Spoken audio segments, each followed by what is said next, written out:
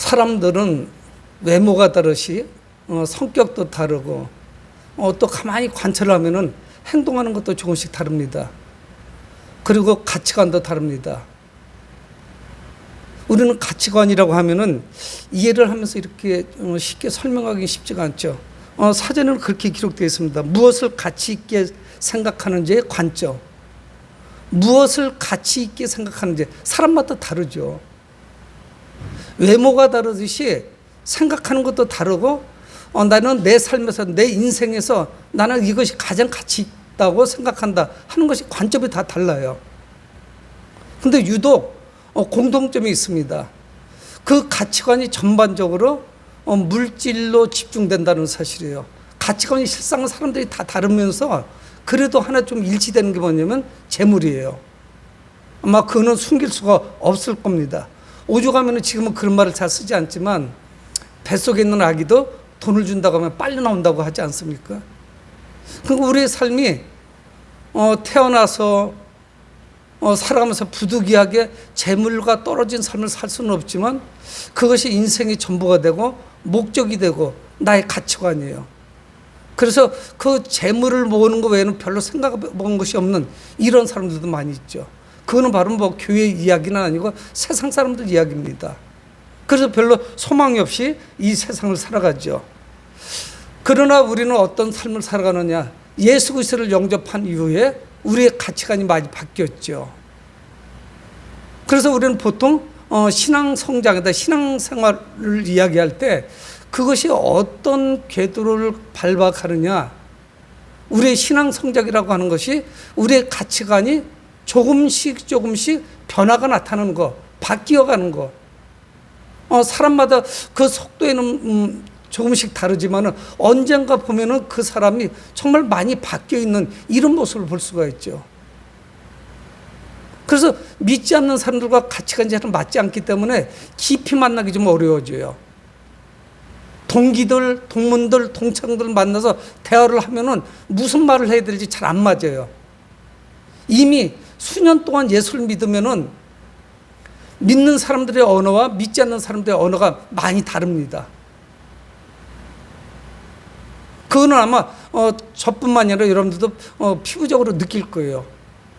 그래서 전적으로 대화 주제가 처음부터 끝까지 세속적이고 재물에 관한 거죠. 아파트를 들린 거, 어떻게 재테크를 하는 거, 어떻게 주식을 이거를 증식하고 있는지 뭐 이런 이야기가 주가 되죠. 그런데 오늘 우리는 성경에서 예수님을 만나서 그의 삶이 아주 송두리째 바뀐, 변화가 된 이런 사람을 보게 됩니다. 그래서 오늘 19장 1절에 예수께서 여리고로 들어가 지나가시더라. 성경을 읽을 때 이 어순이나 번역이 조금 자연스럽지 못한 이런 경우도 종종 우리는 발견합니다. 예수님께서 여리고로 들어가셨다 이러면 좀 쉽잖아요. 들어가 지나가시더라. 이 여리고로 하는 마을을 중앙으로 지금 지나가고 계신 거죠. 의도를 가지고 지나가십니다. 그냥 그것을 거쳐가는 것은 아니에요. 그래서 비켜가는 것이 아니고 들어가 지나가시더라. 성경이 이렇게 말씀하고 있습니다. 근데 오늘 이 19장 바로 직전에 보면은 예수님께서 여리고에 가까이 오셔서 놀라운 기적을 하나 행하십니다. 그건 뭐냐면 여리고를 향해서 가시다가 여리고에 가까이 오셔서 맹인을 고쳐주시죠. 당시 의술로도 고치기가 힘든 거예요. 그래서 여리고에 가까이 오시면서 맹인을 눈을 뜨게 하시고 그리고서 지금 여리고를 지나가시고 계신 겁니다. 그래서 아마 이 자그마한 동네에서 예수님께서 행하신 일, 여리고로 들어오시면서 행하신 일, 맹인의 눈을 뜨게 하신 일이 아마 파다하게 퍼졌을 거예요. 아마 삽시간에 퍼졌겠죠.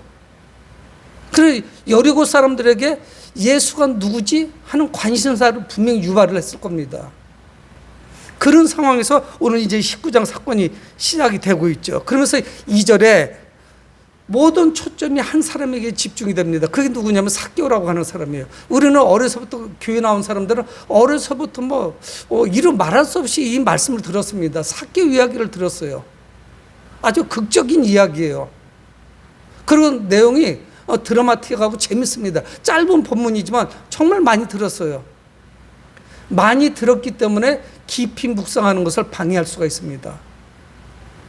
그래서 모든 초점이 여러 교회에 사는 많은 사람들이 있는데 삭개오에게 집중이 되고 있는 거예요. 그래서 2절에 삭개오라 이름하는 자가 있으니 세리장이 또한 부자라.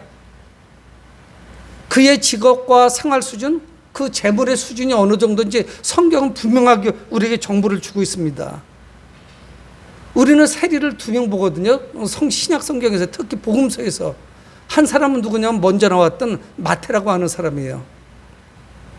마태복음의 저자, 예수님의 12제자 중에 한 사람. 근데 이 마태는 그냥 세리예요. 근데 이 삭개오는 직업이 뭐냐? 세무서에서 가장 높은 사람이에요. 세무서장쯤 돼요. 세리장이라고 성경은 번역을 하고 있습니다. 당연하게 부자겠죠. 마태도 부자였지만 이 세리장은 한 지역을 다 맡고 있기 때문에 훨씬 더 부자예요. 여러분, 이 세리장은 로마하고 계약을 합니다. 그래서 약속을 하죠. 이 여리고라고 하는 지역에서 세금이 얼마 정도 매겨지면 그것만 올려주면 돼요. 요즘은 경기가 좋으니까 농사가 잘 되니까 그러니까 얼마를 해서 세금을 상납하라. 그러면 돼요. 그리고 더 거두는 것은 자기 수입이에요. 그러니까 이게 상황이 분명히 보이지 않겠어요? 월급을 받고 세금을 걷는 거라면 그 형편과 처지를 보고 세금을 거둘 겁니다. 세금을 걷고 플러스 알파 남는 것은 다 내 수입이면 아마 잔인했을 거예요. 이루 말할 수 없이 사람들을 쥐어짰을 겁니다. 못 살을 정도로 괴롭혔을 거예요. 그러면서 이 삭개오라는 사람을 말씀하고 있습니다. 어떻든 이 사람이 세리장이든 일반 세리든 상관없어요. 평판이 안 좋아요. 좋아하는 사람이 없습니다. 세리하고 유대인들은 별로 상종하지 않아요. 같은 유대인이라도. 이건 뭐 매국노죠. 어떻든 원망이 매우 컸던 이런 사람이죠. 그런데 그는 3절에 그렇게 말씀합니다. 그가 예수께서 어떠한 사람인가 하여 보고자 하되. 그의 목적은 뭐냐면 예수께서 어떠한 사람인가 보고자 하는 거예요. 그리고 오늘 3절은 말씀하고 있습니다. 어떻든 이 사람은 부유하고 넉넉한 삶을 살고 있지만 뭔가 그 마음속에 허전한 것은 분명히 있어요. 채워지지 않는 것이 있습니다. 자신의 어떤 목적을 이루기 위해서 열심히 살아가고는 있지만 어떻든 세상으로부터 그렇게 좋은 평판을 받고 있는 그런 사람은 아니에요. 그러면서 계속적으로 성경은 빠르게 진행이 됩니다. 그가 예수께서 어떤 사람인가 보고자 하되 키가 작고 사람이 많아 할 수 없어 이렇게 말씀하고 있어요. 키가 작고. 그러니까 이 삭개오라는 사람의 그 어떤 환경, 상황, 어떤 형편들을 성경은 아주 상세하게 말씀하고 있어요. 그는 여리고라고 하는 지역의 세리장이고 부자고 돈이 많은 사람이에요. 그래서 사람들의 평판이 좋지 못해요. 그런데 신체적인 핸디캡도 있습니다. 신체적인 약점도 있어요. 키가 작아요. 아마 사람들은 그 당시도 이걸 좀 못났다 이렇게 표현했을 수 있을 거예요. 외모적으로. 아마 그래서 더 열심히 세무서 일에 열심을 다했는지도 모르죠. 자신의 어떤 신체적인 결함, 사람들이 자기를 친구로 잘 받아주지 않는 거, 자신이 스스로 나는 좀 못났다 뭐 이런 것들이 복합적으로 돼서 그래 방법을 하나밖에 없어. 돈이라도 열심히 벌자. 돈 많은 게 최고야. 뭐니 해도 뭐니가 최고야. 돈을 모으자. 그러면 사람들이 나한테 복종할 거야. 내 말에 순종할 거야. 사람들을 다스릴 수 있을 거야. 돈을 벌어야 돼. 열심히 벌었을 거예요. 계속 모았을 거예요. 사람들이 자신에 대해서 뭐라고 이야기하든지 돈을 많이 모으자 이런 마음을 가지고 있었을 거예요. 근데 그 마음에 허전하면 이거는 지울 수가 없어요. 돈이 많으면 잠이 잘 와야 돼. 잠이 잘 오는 것도 아니에요. 삶이 평안하지도 않아요. 무엇을 통해서 위로받지도 못해요.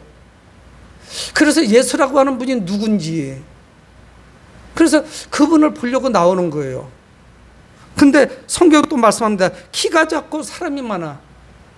예수님을 보려고 하는데 장애물이 많은 거예요. 사람이 많고 자신은 키가 작고 까치발을 해도 보이지도 않고 장애물이 많아요. 여러분, 평판이 좋지 못한 사람, 동네 사람들이 보면은 외면하는 이런 사람에게 자리를 누가 비켜주겠어요? 이쪽으로 오시라고. 자리를 누가 비켜주고 좀 볼 수 있도록 이렇게 배려해주는 사람은 아무도 없죠. 이 그림이 잘 그려지고 있습니다. 그래서 4절에 보면은 앞으로 달려가서 그에게는 주님을 봐야겠다는 그런 갈망이 있어요. 간절한 마음이 있다고요. 열망이 있어요. 내가 예수님을 봐야 되겠어. 그분이 어떤 분인지 봐야겠어. 이분을 통해서 내 마음의 모든 그 아픈 문제를 해결할 수 있을까 하면 그런 마음도 있었겠죠. 그래서 그는 앞으로 달려갔다고 성경 말씀을 합니다. 달려가서 보기 위하여 돌 무화과 나무에 올라가니, 성경이 이렇게 말씀하고 있어요. 저도 못 봤어요. 이 돌 무화과 나무가 어떤 나무인지. 예전 성경에는 뽕나무라고 있는데 뽕나무는 아니에요. 이파리가 좀 넓은 나무고, 성경 사전에 찾아보니까 키가 18m에서 한 20m. 건물로 이야기하면 3층에서 4층 높이는 굉장히 높이 자라는 이런 나무예요. 아마 숲도 많이 만들어주는 그런 나무일 겁니다. 그가 빨리 달려가서 어디로 올라가냐? 돌 무화과 나무 위로 올라간 거예요. 여러분, 정말 우스꽝스럽지 않겠어요? 아이도 아닌 나이 먹은 어른이 누군가를 보기 위해서 나무 위로 뛰어 올라가는 거예요. 아마 사람들의 그 시선을 집중시켰겠죠. 모두가 쳐다봤을 거예요. 그러면서 4절 하반절에 이는 또다시 반복하고 있는 거예요. 삭개오가 나와서 예수님을 볼 수가 없으니까, 여러 가지 환경과 상황이 안 좋으니까 돌 무화과 나무에 올라갔는데, 이는 왜 올라갔느냐? 예수께서 그리로 지나가심이로다. 성경 말씀하고 있습니다. 단 한 가지 목적을 가지고 있는 거예요. 예수님을 보기 위해서 그는 바쁜 와중에도 세무서를 벗어나서 도로가루나 길가로 나왔고, 그리고 돌 무화과나무로 올라간 거예요. 간절한 마음이 있는 것이죠. 분명한 사실은 뭐냐면 예수님의 그 무엇인가가 삭개오의 마음을 끌었어요. 무엇인지 모르겠어요. 삭개오의 마음에 은연중에 그분을 좀 봐야 될 것 같아요. 그래서 나온 거예요. 또 다른 목적이 무엇인지 성경 분명히 말씀하지 않아요. 여기까지는. 예수님을 보는 거예요. 어떤 그분을 만나봐야 되겠어요. 여러분, 우리는 한번 이 아침에 생각해 봐야 됩니다. 우리가 신앙생활을 하는데, 주님께 가까이 가는데 방해하는 것이 무엇인가요? 대개 보면 내가 나이가 많았다는 거예요. 아니면 때로는 내가 점잖은 위치에 있다는 것이에요. 내가 많이 배웠다는 것이에요. 내가 좋은 위치에 있다는 것이에요. 이런 사회적인 위치나 평판들이 예수님께 나가는 것을 굉장히 방해해요. 소리 한 번 내서 기도하기도 힘들어져요. 점잔을 빼게 되죠. 근데 삭개오는 이 모든 것을, 그 모든 수치심을 뒤로 했습니다. 여러분, 우리가 은혜 받는데 어떤 장애물이 있나요? 주님께 나가셔야 되죠. 그의 어떤 사회적인 위치나 재력을 생각할 때 삭개오가 예수님께 나오는 데는 큰 용기가 필요했습니다. 여기까지는 내 결단이 필요해요. 하나님께서 그렇게 전지하시고 전능하신 분이면은 하나님께서 나에게 믿음을 주셔서 내가 좀 강력하게 하나님을 믿도록 해주면 좋지 않겠어요? 이렇게 이야기하는 사람들이, 그런 일은 별로 벌어지지 않아요. 주님께 나가는 결단은 내가 해야 돼요. 장애물을 내가 치워야 돼요. 그에게 간절함이 없었다면 아마 이미 포기했겠죠. 거긴 내가 가봐야 사람들하고 관계도 좋지 않고, 사람들 만나봐야 서로 외면할 거고, 사람들은 나를 사람 취급도 안 해주고, 거기 사람 많은 곳에 뭐하러 가겠어요? 여러분, 우리에게도 주님을 만나야겠다는 그런 뜨거운 열정이 있어야 됩니다. 예배를 통해서 주님을 만나겠다는 그런 열정, 기도를 통해서 주님을 만나겠다는 그런 열정, 찬송 가운데 임하시는 주님을 만나야겠다는 그런 열정이 우리 가운데 있어야 그분을 만나뵐 수가 있어요. 그렇지 않으면 우리의 삶은 늘 맹맹합니다. 그래서 우리 가치관에 변화가 나타나질 않아요. 우리의 신앙 성장이라는 그 과정은 내 가치관이 서서히 바뀌어가는 거예요. 그래서 어느 순간에 다 열어보고 오픈시키고 이야기를 해보면 다 닮아 있어요. 그리스도인들은. 믿지 않는 사람들은 많이 달라요. 왜 그러면 믿지 않는 사람들은 끝이 있어요. 그 끝이 언제냐? 죽기 전까지, 죽는 날까지 여기서 재밌게 사는 거예요. 그 이상은 없어요. 그러니 얼마나 억울해요. 나이 먹는다는 것이. 여러분, 우리는 늘 주님을 사모하고 갈망하는 그런 마음이 있어야 됩니다. 주님을 사모해야 돼요. 갈망하는 마음이 있어야 돼요. 갈급해야 돼요. 사슴이 신음을 해서 사모하듯이 주님을 향해서 사모하는 마음이 내 가운데 있어야 돼요. 거기까지는 우리가 해야 되는 것이죠. 이 삭개오는 예수님이 어떤 분인지를 알기를 원했습니다. 근데 이미 예수님은 삭개오를 알고 있는 거예요. 그래서 5절에 예수께서 그곳에 이르사 쳐다보시고 이르시되, 삭개오도 돌 무화과나무 위에서 예수님이 어디쯤 오고 계신지 계속 그를 주시했을 거예요. 어느 방향에서 오시지? 이쪽에서 오시지? 그런데 어디쯤 오고 계실까? 계속 주시하고 있는 거예요. 그리고 예수님께서 이미 거기까지 오셨습니다. 그리고 예수님께서 무화과나무에 있는 삭개오를 바라보셨어요. 쳐다보셨다고 성경 말씀하고 있습니다. 그래서 예수님의 눈과 삭개오의 눈이 마주쳤죠. 근데 예수님의 첫 말씀이 뭐냐면은 삭개오야 속히 내려오라. 여러분, 성경은 예수님께 저 사람의 이름이 삭개오라는 그 정보를 준 사람은 아무도 없어요. 근데 예수님 알고 계셨어요. 삭개오야 내려와라. 수많은 사람들이 거기서 밀리고 예수님 지나가는 것을 보려고, 또 그리고 예수님을 통해서 기적을 행하시는 그 장면을 보려고 사람들은 모였습니다. 인산인해를 이룬 거예요. 어떻든 마을 사람들이 다 나왔어요. 그런데 예수님의 시선이 집중된 그 한 사람은 누구냐? 사람들이 사람 취급도 안 하는 삭개오였어요. 변절자, 매국노, 나쁜 놈, 도둑놈, 사기꾼, 온갖 욕을 먹는 삭개오를 향해서 예수님 말씀하는 거예요. 삭개오야 내려와라. 나무에서 내려오라는 거예요. 그러면서 예수님이 이어서 말씀을 하십니다. 내가 오늘 내 집에 유해야 하겠다. 아마 삭개오는 태어나서 처음이었을 거예요. 우리 집에서 하루를 머물겠다는 사람은 아마 예수님이 처음이었을 겁니다. 내가 너희 집에 오늘 유해야겠다. 근데 이 유하여야겠다가 의미가 좀 달라요. 이 뒤쪽에도 또 유하여야겠다는 말씀이 나오거든요. 근데 이 의미는 지속성이 있어요. 예수님은 분명히 여기서 잠깐만 머물렀다가 가실 거라고요. 계속 계실 거는 아니에요. 근데 이 유하여야겠다는 말씀은 뭐냐? 영원성, 지속성이 있어요. 그러니까 예수님께서 몸으로는 떠나가시지만 나는 너에게 관심을 가지고 계속적으로 너와 교제하고 그리고 너하고 소통할 것이다 하는 그런 의미가 있다고요. 예수님은 떠나가지만 있는 것이나 똑같아요. 계신 것이나 똑같다고요. 그래서 예수님이 내가 너희 집에 오늘 유해야 될 것이다 이렇게 말씀하고 있는 거예요. 아마 삭개오의 마음은 쿵쾅거렸을 거예요. 두근거렸을 거예요. 저분께서 우리 집에 와서 유하시겠다니 감당할 수가 없죠. 그래서 그는 성경 그렇게 말씀하고 있습니다. 6절에 급히 내려와 즐거워하며 영접하거늘. 동사가 반복되고 있어요. 삭개오가 분명히 흥분했습니다. 그래서 급히 내려오고 즐거워하고 그리고 예수님을 영접했어요. 누구네 집으로? 자신의 집으로요. 누가 자기 집에 찾아왔겠어요? 개미 한 마리 얼씬거리지 않죠. 삭개오하고 교제하는 것은 다른 사람들로부터 똑같은 부류로 취급을 받는다. 누가 찾아오겠어요? 동네에서 내놓은 사람이죠. 돈만 많아서 집만 크지요. 누가 찾아오겠습니까? 이웃과 전혀 교제가 이루어지지 않죠. 그런데 그가 급히 내려왔다. 즐겁게 내려와서 예수님을 영접했다. 성경이 이렇게 말씀하고 있어요.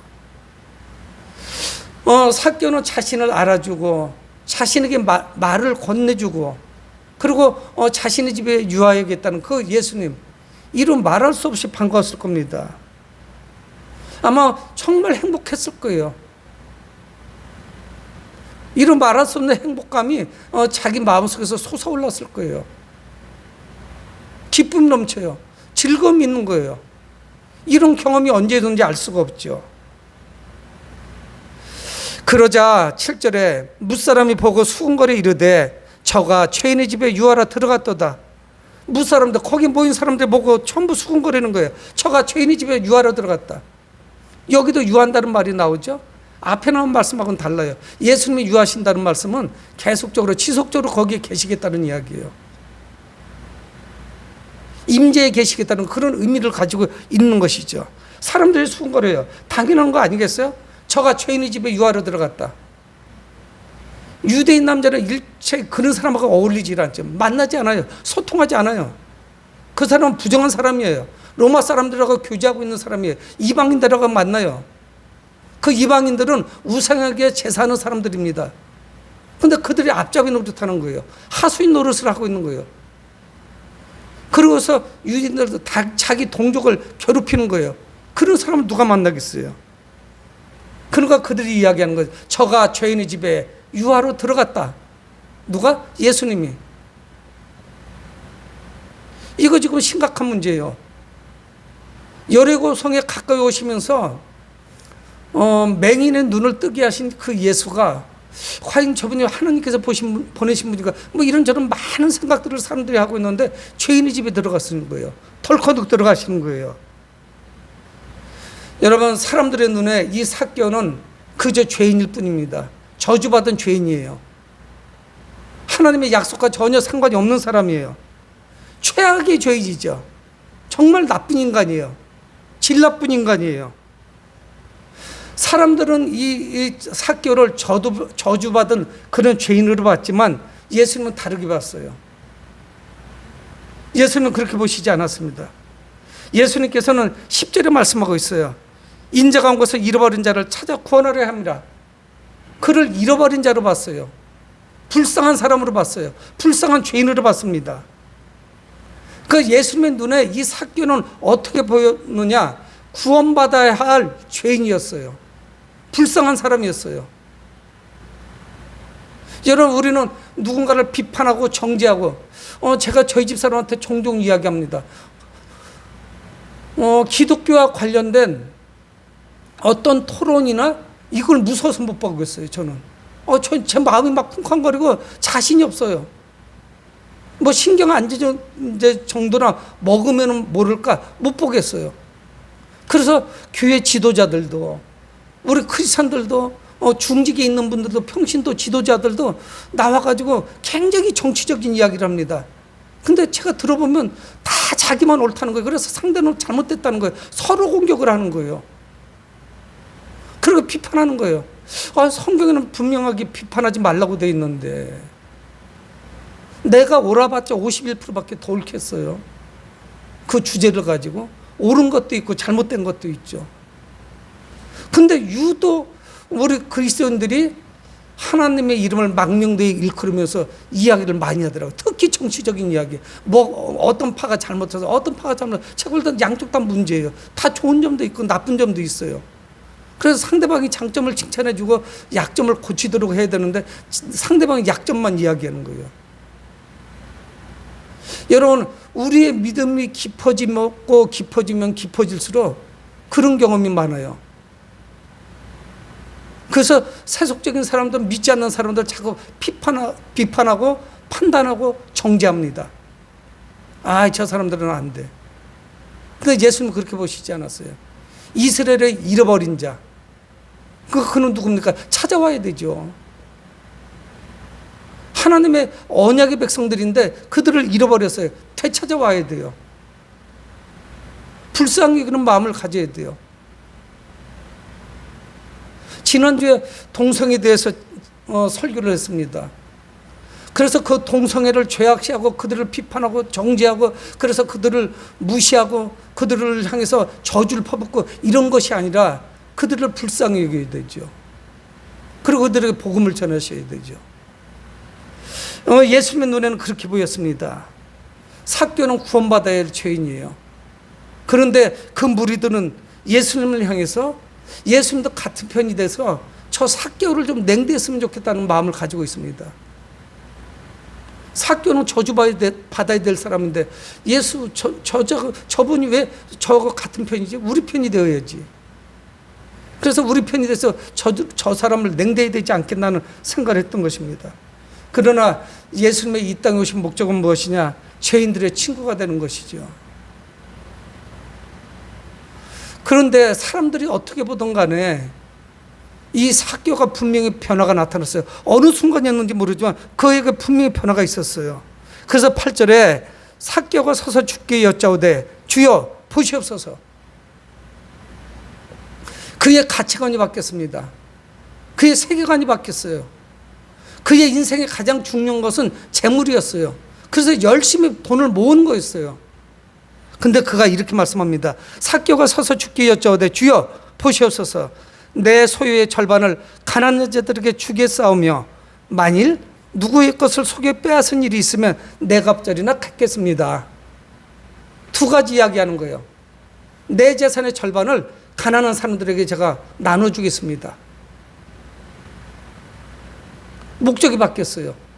나만을 위해서 살던 사람인데 이제는 내가 가지고 있는 모든 소유의 절반을 뚝 떼어서 가난한 자에게 주겠습니다. 그리고 또 뭐라고 말씀합니까? 누구의 것을 속여서 사기쳐서 남의 것을 불로소득을 받은 것이 있으면 그거에 내 갑절을 갚겠습니다. 이렇게 이야기하는 거예요.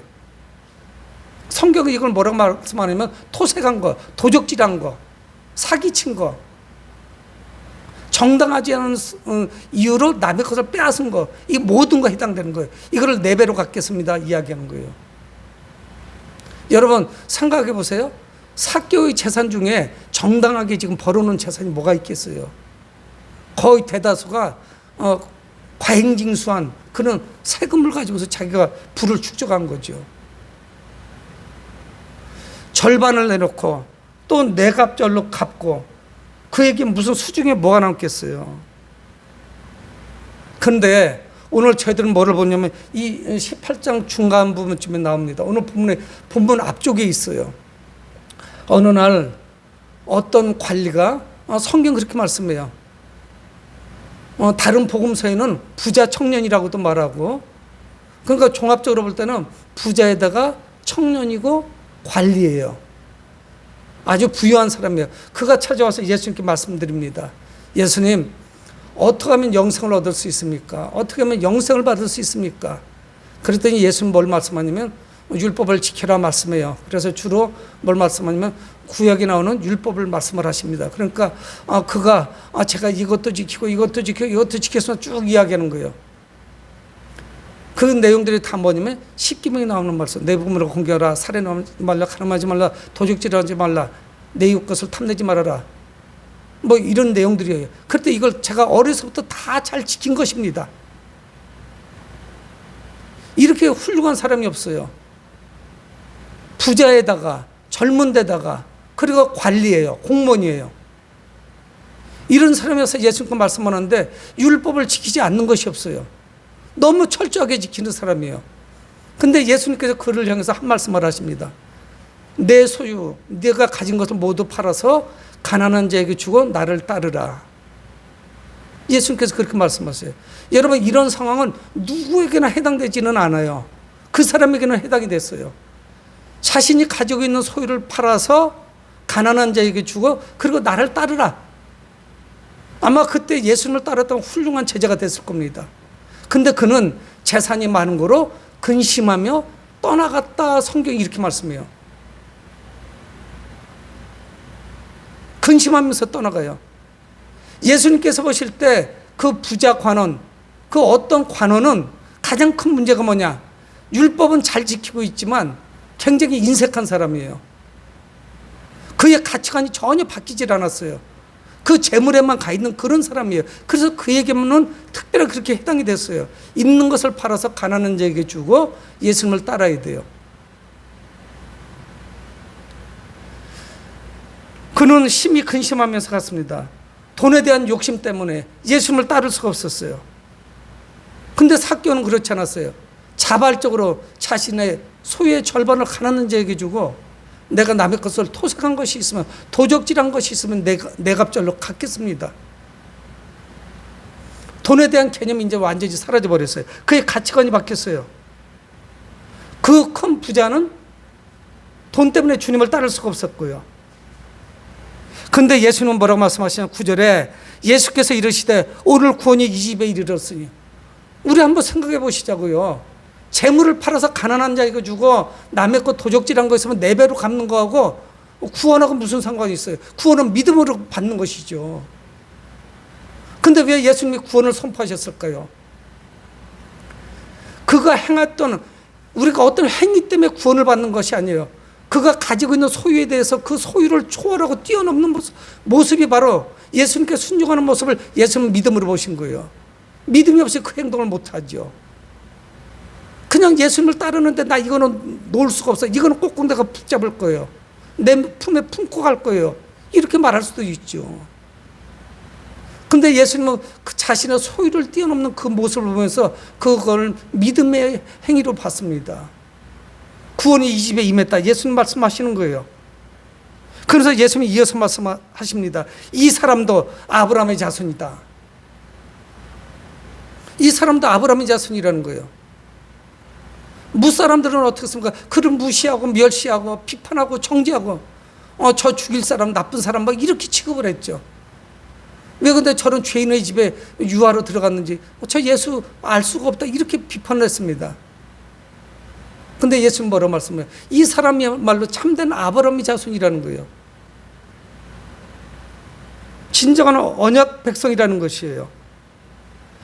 여러분, 사람들은 삭개를 죄인이라고 무시했습니다. 하지만 진정한 아브라함의 후손은 누구였느냐? 삭개였어요. 그 이전은 그렇게 살지 못했지만 예수님을 만나자 그의 삶의 변화가 나타난 거예요. 여러분, 이 변화의 과정이 누구든지 나타나요. 서서히 나타나는 사람도 있고 급진적으로 나타나는 사람도 있고요. 이 삭개오나 사도 바울 같은 경우는 아주 급진적으로 빠르게 나타났죠. 근데 대다수가 느리게 나타나요. 수많은 과정들을 거치면서 조금씩 나타나요. 그러면서 예수님 하신 말씀 뭐냐? 10절에 인자가 온 것은, 내가 온 것은 하늘에서 하늘보좌를 버리시고 이 땅에 오신 목적은 무엇이냐? 내가 온 것은 잃어버린 자를 찾아 구원하려 함이라. 예수님께서 말씀하신 거예요. 예수님께서 이 땅에 말의 몸을 통해서 이 땅에 오신 목적이 무엇이냐? 잃어버린 자를 찾아서 구원하시는 거예요. 삭개오는 잃어버린 자였어요. 그래서 잃어버린 자였기 때문에 그의 가치관이 달랐어요. 재물에만 욕심을 가지고 있었어요. 자기의 동족적 유대인들이 죽든지 살든지 어떤 고통을 당하든지 관심 없었어요. 근데 예수님을 만나고 나자 그의 마음에 회심이 일어났고, 그리고 그 자신이 예수 그리스도를 따른다는 것이 무엇인지를 깨닫게 된 거예요. 내가 저분을 따르려면 이 재물을 다 처분하지 않으면 안 되겠구나. 여러분, 오늘 누가복음 18장에 나오는 그 부자관은 예수님을 찾아왔던 그 사람. 예수님께서 가진 것을 소유를 다 팔아서 가난한 자 주고 나를 따르라고 했던 사람. 그를 향해서 예수님께서 말씀합니다. 부자가 천국에 들어가는 것이 얼마나 어려운지, 부자가 천국에 들어가는 것이 얼마나 어려운지 낙타가 바늘기로 들어가는 것만큼 어렵다는 거예요. 왜? 그 소유 때문에 주님을 못 쫓아가요. 이게 쥔 것이 너무 많기 때문에 전심으로 주님을 못 따라가요. 그래서 두 주인을 섬기는 거예요. 근데 여러분, 오늘 그 바늘기로 들어간 낙타를 한 명 발견했어요. 그가 누구냐? 삭개오예요. 바늘기가 얼마나 작아요. 눈이 어두워서 이제 바늘기에 실도 못 깨지요. 근데 그 바늘기로 들어간 낙타, 부자가 천국에 들어간 사람이 누구냐? 앞에 나왔던 사람은 들어가지 못했지만 이 삭개오는 들어갔다는 사실이에요. 여러분, 낙타가 바늘기로 들어가는 것이 부자가 천국에 들어간 것보다 쉽다. 예수님 분명히 말씀하셨거든요. 누가복음 18장 25절에. 여러분, 우리의 삶의 목표가 무엇입니까? 삭개오는 자신의 약점, 핸디캡, 남들에게 눌려있는 모든 것을 일거에 역전시킬 수 있는 것은 재물을 많이 모으는 것으로 생각을 했을 거예요. 근데 부를 쌓으면 쌓을수록 공허해 갑니다. 재산을 많이 축적하면 축적할수록 통장에 돈이 많아지면 많아질수록 그러면 더 공허해지는 거예요. 그런데 그 부유함도 주님과 함께 하니까 그 기쁨이 훨씬 더 컸던 거예요. 우리는 자신이 가진 것은 없어도 하나님 나라의 백성이라는 이 사실에 감동할 수 있어요. 더 기뻐할 수가 있어요. 주님이 나와 함께 하신다는 사실. 제가 지난주에 제 카카오톡에다가 한 줄을 넣었다가 얼른 지웠어요. 사람들이 흉보고 욕할까봐. 제가 아주 카톡이 이게 영성생활에 굉장히 방해를 하더라고요. 그래서 제 아는 분들 중에 똑같은 그림이에요. 근데 매일매일 보내는 사람이 있어요. 근데 답장을 해줄 게 이제 없어. 제가 너무 괴로운 거예요. 이런 분이 한 5분쯤 되는데 매일매일 똑같은 그림도 서로는 다른데 뭐 월요일 날은 무슨 그림 해가지고 계속 그냥 그 지성명 감천이 너무 고맙기는 한데 답장을 해줘야 되는 제가 지치는 거예요. 그래서 제가 처음에는 이 사람 거 뽑아가지고 이 사람한테 보내고 막 이렇게 교차해서 막 보냈거든요. 실수는 안 했나 몰라요. 그 사람이 보낸 거 또 보냈는가. 그래서 어떤 분들은 아주 가까운 지인인데 카톡에서 제가 차단을 했습니다.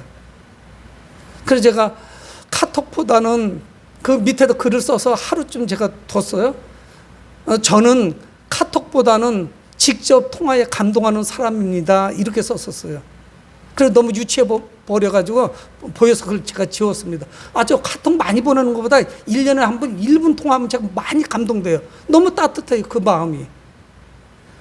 근데 막 제가 아는 분들 뭐 거기 중직들도 있고 계신데 다 그림을 보내줘요. 근데 그림도 유치하고 그냥 성경 구절 한 절 있는데 좀 안 보냈으면 좋겠다. 막 카톡하고 막 아침부터 어떤 때는 새벽 6시에도 오고 7시에도 오고 막 그래요.